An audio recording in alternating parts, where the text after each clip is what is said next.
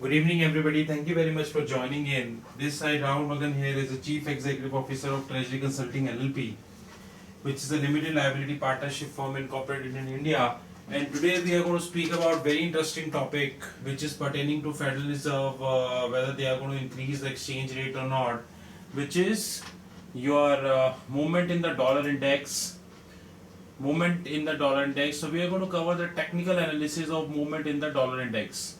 Now, as you very well understand that there are a lot of stuff which is happening across the globe pertaining to whether Federal Reserve with high rate or not, and a lot of talk which has been happening. In fact, today also there was a lot of talk which were going on the Bloomberg TV whether Federal Reserve would hide this or not, and so on and so forth. So, in my view, I don't think that by September, in the meeting of the September 2016, they are going to hike the rate. But yes, very soon, probably by January, they would surely going to hike the rate. But nonetheless, this is going to surely would have an impact on the exchange rate markets, at least for a shorter tenor of the time. But today we are not talking about whether they are going to hike the rate or not. Today we are going to talking about the linkage of a very interesting thing, which is your so-called exchange rate, which is so-called the dollar index. Now the chart which is right in front of you is a dollar index spot chart. Now what is a dollar index? Dollar index is basically composed of 5 currencies. This is more or less equals to SDR. When you have euro, you have dollar, you have JPY, you have Swiss franc, you have dollar, euro, GBP, JPY, and the 5th currency. Now we have taken the valuation of the dollar index for the next 10 years, from the last 10 years. You can see that it is from 2006 till 2016. Now you can very well see that the dollar index is turning very volatile. You can very well see that 10 years ago it was approximately 86 something, and today it is trading at 96. In fact, there was a time when it went to 100 also. We can see here this point 100.54, it went to 100 also, and believe me, when it went to 100 it was very difficult. Now you can see here in July 2016, this is a point. You can very well see that July 2016, this is a point when the dollar index has started rising from approximately 80 something, and it has moved till 100. It was the time of the dollar strength, which is July 2014. You very well understand that we have a lot of currencies across the globe which are acting as a safe haven currencies, but dollar is one of them. And effective 1st October 2016, yuan is also joining SDR. With this, yuan is turning out to be a reserve currency of the globe.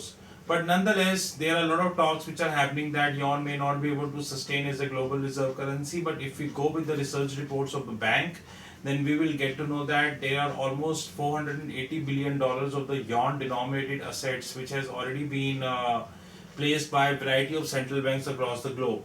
So in any consideration, whether we accept this or do not accept this, that yuan is gaining and yuan is moving up. There is no doubt. So I don't think that the dollar strength will continue over the period of time because of two reasons. Number one, that dollar is also facing a huge foreign currency exposure, which is a foreign currency loan, which I don't think they are in a situation to pay. And last but not the least, the yuan is growing at a very fast pace. I can fully understand that there are many people across the globe which keeps suggesting that the yuan is not the actual currency, or the data of the yuan cannot be trusted, and so on and so forth. China is facing the huge non-performing asset in the banks, and so on and so forth. But I would like to ask one question to all of these people: is the data of United States trustworthy? From the last 20 years, they are doing almost zero coupons. They are almost at zero rate. Now it is approximately 0.5. And if we go with the latest research report of the DBS, which is Development Bank of Singapore, DBS is nothing but SBI of Singapore, then we will get to know that Federal Reserve will rise rates to 1.75% by December 2017. And I strongly doubt this would be the case. Because the reason is, if today you are sitting at today you are sitting at 0.5, and you wanted to increase to 1.75, then effectively means you need to rise to 1.25% in the next almost 1 year span. 1.25% increase, even if we go with the say the tranches of 25 bips, then this also needs, it means there is an increase of 5 tranches. This is simply impossible that by December 2017 that central bank or that the Federal Reserve could have interest rate, overnight rate or the Fed fund rate move to 1.75%. Yes, of course, dollar strength is rising, that we can very well see here. Of course, you can see these green charts that dollar strength is rising, and if you carefully see this chart, you will get to know that this chart is a mean reverting chart. Now, what do you mean by mean reverting? That once it go up, it go down. Once it go up, it goes down. Now it is going up. It is yet to go down.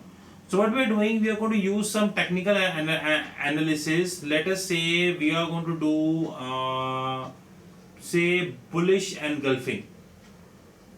Here we go. Now you can very well see that we incorporated bullish engulfing here. Now what do you mean by bullish engulfing? Bullish engulfing is a situation when the one step previous to I would say that event was a negative, but some positivity might have happened, and that positivity have taken this to higher level. So I have taken bullish engulfing here. You can see that this is bullish engulfing, and you can see that this is bullish engulfing. This is not bullish. This should also be a bullish engulfing pattern, and this is also a bullish engulfing pattern. Now let us take one more. Take bearish engulfing.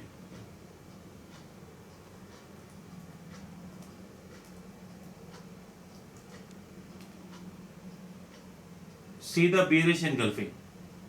You are getting it, that this is where it was positive, it went down. This is bearish engulfing, this went down. This is bearish engulfing, it went down. This is bullish engulfing, it went up. Now if we carefully see that at 92 or 93 dollar index, we are getting a bullish engulfing signal, which clearly suggests that there is a very good scope we are having of increasing in the dollar index, and that would happen because the 100% credit would go to euro. Why? Because euro is falling down. Euro is grappling with a lot of issues right now. European Union has already increased the quantum of the quantitative easing. Europe is facing negative interest rate policy. So if you have 100 euro today and if you give to bank, it might reduce to 99. Europe is in a big mess, in short. And only one currency which can replace Europe, which can replace dollar, was euro. But unfortunately, euro is in a big mess. I may not be surprised that few months down the line, probably if not few months, then few years down the line, that USD will that euro will get out of the system, or all the top short countries like France and all, they decided to quit from the euro. The only hope left in case of that is Chinese yuan, and the way dollar strength is gaining up, it is very difficult. And in my view, if sitting today the federal fund rate is 0.5%, it will maximum it will go to 1% by December 2017, which is a 2 increase. My personal view suggests that by approximately January 2017, you might get an increase of 25 basis point, and maybe probably maximum by June, if there would be a big pressure on Yellen to increase the rate, then she would increase by 25 basis point. Else, to be very honest, I don't think that she is anyways in a situation to increase the rates to 1.75%.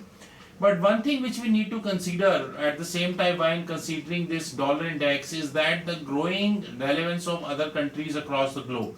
Now, what do you mean by growing relevance of other countries? We know that there are a lot of countries which are gaining. I was reading a newspaper wherein I got to know that Canada is offering almost 2%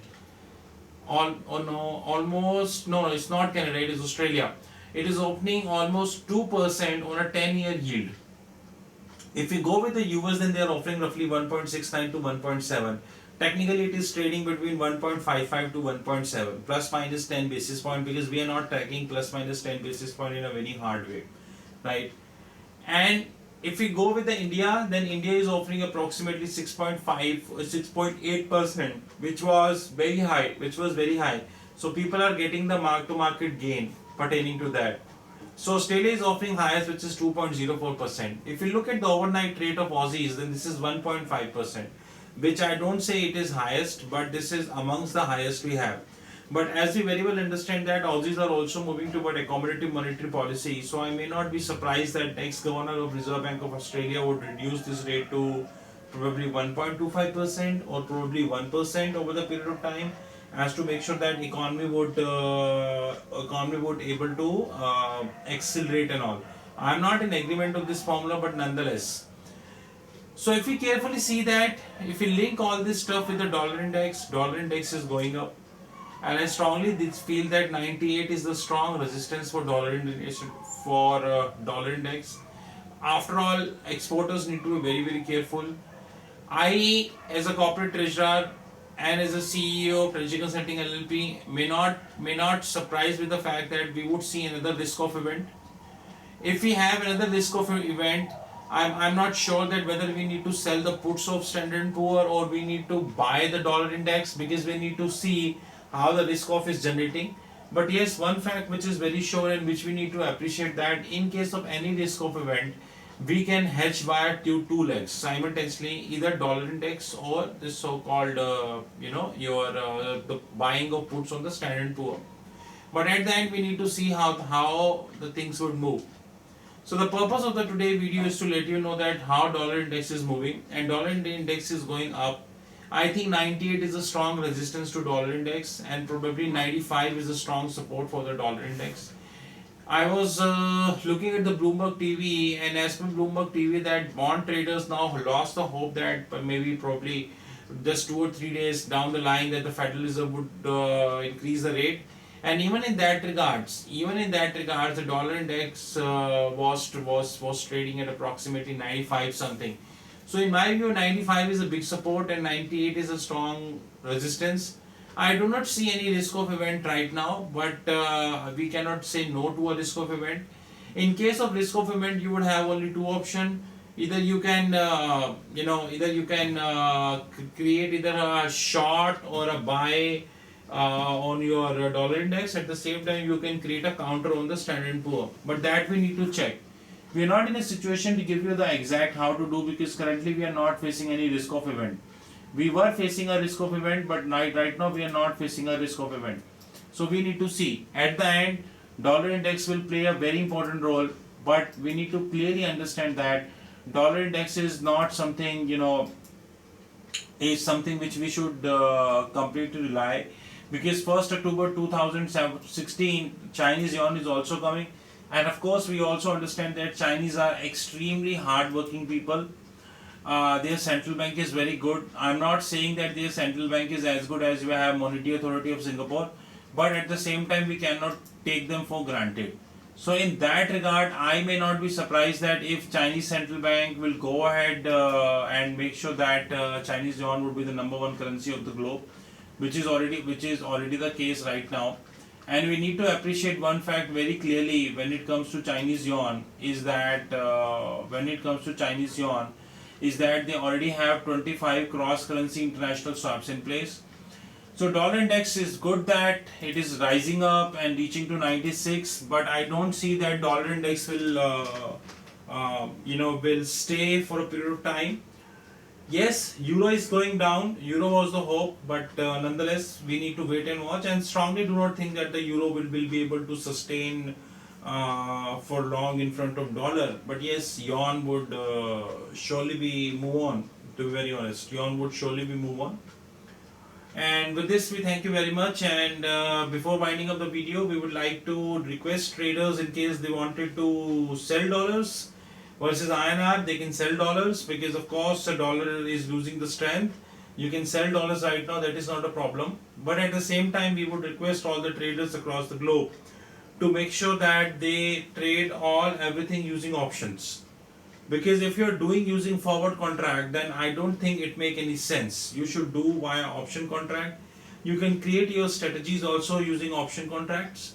And I think sitting today, if you are hedging or if you are playing using plain vanilla futures, then I don't think it make any sense. With this, we thank you very much for your time, and as you understand that you are always welcome to connect with us at treasuryconsultingllp@gmail.com, and our alternate email ID is rahulmagan8@gmail.com. You have my mobile number as well, 9899242978. Our website is on the way, and we will see you soon, and we will continue to upload the videos. We are also extremely happy to share that we are coming up in analytics business very soon. With the launch of this website, which is on the way, our analytics business would come fast forward. With this, we thank you very much, and hope to see you soon as early as possible. Thank you very much, and wish you a great day.